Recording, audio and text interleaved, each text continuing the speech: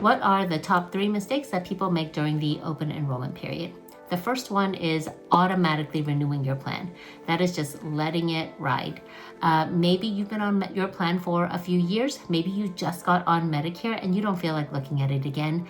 I get it. But there can and will be changes to your plan every single year. And that is why they send you something called an ANOC, an annual notice of change. And I know it is like a foreign textbook, right? You don't want to look at it. And even if you try to look at it, probably don't understand most of what it says because it's all a bunch of insurance jargon. I get that. So it is important that you talk to somebody that you trust and know, that understands your medications, your doctors, your health situations, what your concerns are, so that way you're not left in the dark, right? And you're not surprised when you go to the doctor in January about the copay or the cost of your medication or your coinsurance or some new deductible that you just weren't aware of.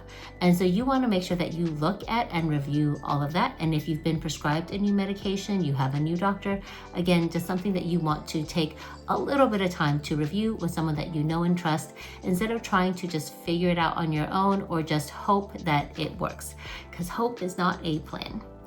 The second thing that is the biggest mistake during the open enrollment period is picking a plan just because a family member has it or a friend has it.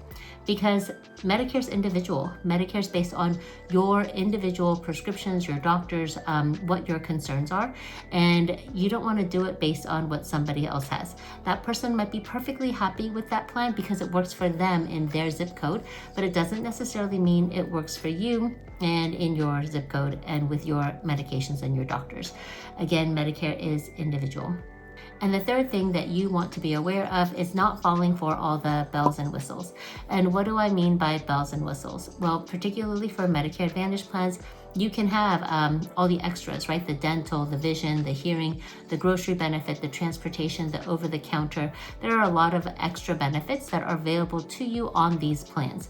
And so they are wonderful and they are great and they are the extra addeds, but you have to remember your Medicare is first and foremost your health care. So you want to make sure that your medications and your doctors, what your copays and costs are going to be for your actual health care. And then once you establish that, finding something that has those extra bells and whistles that would benefit you during the year. But don't pick a plan solely because of the bells and whistles, because you might be paying a lot more out of pocket than you expected to for your actual medical costs. So if you are looking for someone in the fall to help you navigate this incredibly complex world of Medicare, then please feel free to reach out and see if we can have a discussion and provide you some help.